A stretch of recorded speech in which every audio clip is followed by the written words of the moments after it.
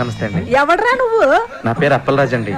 కనిష్క్ గారికి కథ చెప్పాలని పిఏ తేజ గారు పంపించారండి. నువ్వా? కూర్చో. చెప్పు. కనిష్క గారు పాప జాగింగ్కి వెళ్ళింది కథ నన్ను వినమంది. నువ్వు చెప్పు. ఓపెన్ చేయగానే పెద్ద ఎడారి. ఆ ఎడారిలో కాళ్ళకి చెప్పులు కూడా లేని 2 కాళ్ళు పరిగెడుతూ ఉన్నాయి.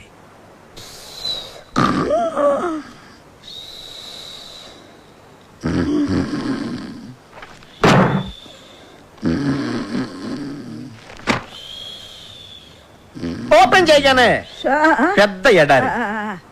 ఆ ఎడారిలో 2 కాళ్ళు చెప్పులు కూడా లేకుండా పరిగెడుతూ ఉన్నాయి. సడన్ గా పెద్ద మెరుపు. మెరుపు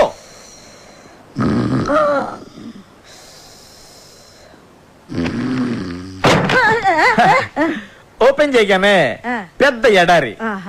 చెప్పులు కూడా లేని 2 కాళ్ళు పరిగెడుతూ ఉన్నాయి. హీరోయిన్ ఆకాశంలోకి చూస్తే ఉరుములు మెరుపులు. కళ్ళు తిరిగి కింద పడిపోయింది. ఆ ఉరుములు మెరుపులు అలా ఎడారిలో చెప్పులు కూడా లేకుండా పరిగెడుతున్న హీరోయిన్ కళ్ళు తిరిగి పడిపోయింది. ఆకాశంలో ఉరుములు మెరుపులు, వర్షం. కళ్ళు తెరిచి చూసింది. టైటిల్ స్టార్ట్ అయినాయి. వర్షంలో పరిగెడుతూ ఉన్న హీరోయిన్ వెళ్ళి హీరోని కౌగులించుకుంది. అంతే, ఎన్ టైటిల్ స్టార్ట్ అయినాయి. మమ్మీ గారు అయిపోయిందండి. అయిపోయిందా? బేబీకి ఎన్ని డ్రెస్ చేంజ్లు? అంటే ఇంకా డ్రెస్ చేంజ్ వరకు ప్లాన్ చేయలేదండి. మనీష్ మల్హోత్రా మొన్నే పేరిస్ నుంచి వచ్చాడు. కొత్త కొత్త కలెక్షన్స్ తెచ్చాడంట. ఏ లేటెస్ట్ ఫ్యాషన్ అయినా ముందు బేబీనే వేస్తుంది. ఇంకా ఎవరైనా హీరోయిన్స్ వేసుకునే లోపల అవన్నిటిని మన బేబీతో వేయించేద్దా? అంటే మమ్మీ గారు యాపా మన సినిమాలో heroine the middle class character అండి. సో మనీష్ మల్హోత్రా అంతటోళ్ళు అక్కర్లేదు. అయ్యా అదే మాటలా. కాలేజ్ అమ్మాయిలు అందరూ నా బేబీ వేసుకునే డిఫరెంట్ డ్రెస్ చూస్తే సినిమాకి వస్తారు. నువ్వు కథ వేసుకో, నేను బట్టలు ఇస్తాను. చెప్ప. నీకు బట్టలు ఇంపార్టెంటా, సినిమా ఇంపార్టెంటా? 2 ఇంపార్టెంటే.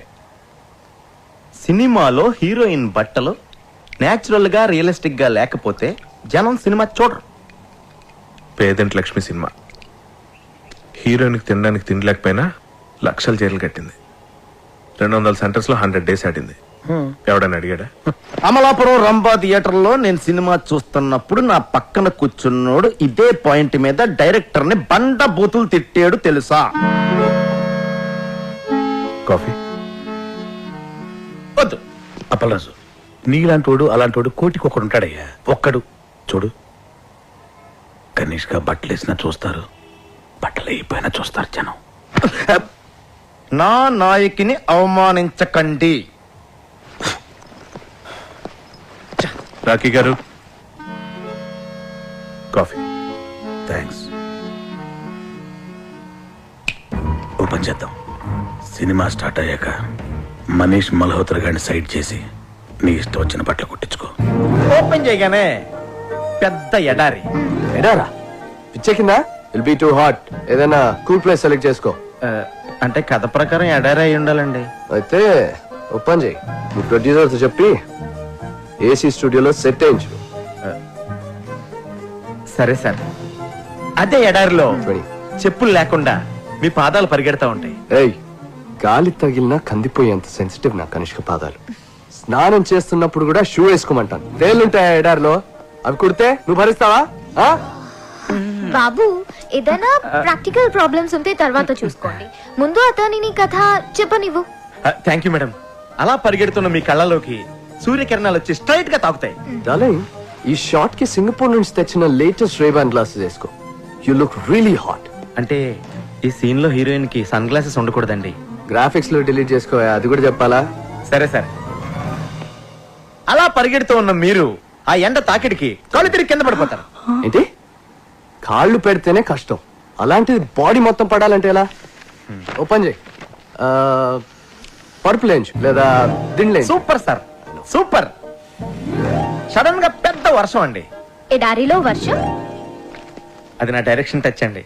వర్షంలో తడిస్తే ఫ్లూ వస్తుంది. వర్షం హాట్ వాటర్ తో అరేంజ్ చేయి. ఓకే? అలాగే సార్. ఆ వర్షంలో మీరు లేచి నుంచుని డాన్స్ చేయడం స్టార్ట్ చేస్తారు. ఎడారిలో చెప్పులు లేకుండా వర్షంలో డాన్స్ చేయాలా? డూప్ పెట్టుకోవయా? రై డూపుని పెట్టుకుని బలవంత కనిష్క గారిని ఎందుకు బుక్ చేసుకుంటారా?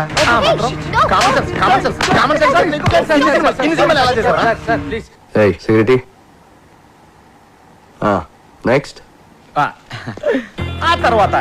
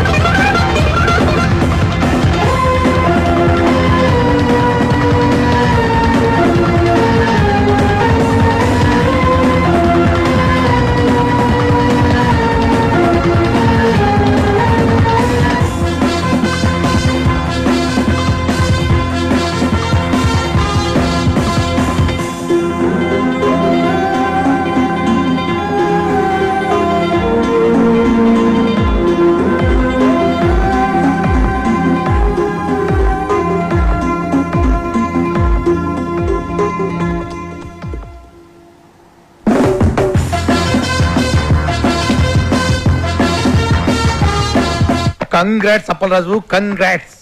ఈ రోజుల్లో కనిష్క డేట్స్ దొరకడం అంటే సామాన్యమైన విషయం కాదు. ఇదంతా నీ లక్. లక్ కాదు సార్, నా నాయకి కథలో ఉన్న పవర్. సరే ఓకే, నీ కోసం కొంతమంది అసిస్టెంట్ డైరెక్టర్లు పిలిపించాను. వాళ్ళందరినీ ఇంటర్వ్యూ చేసి నీకు కావాల్సిన వాళ్ళని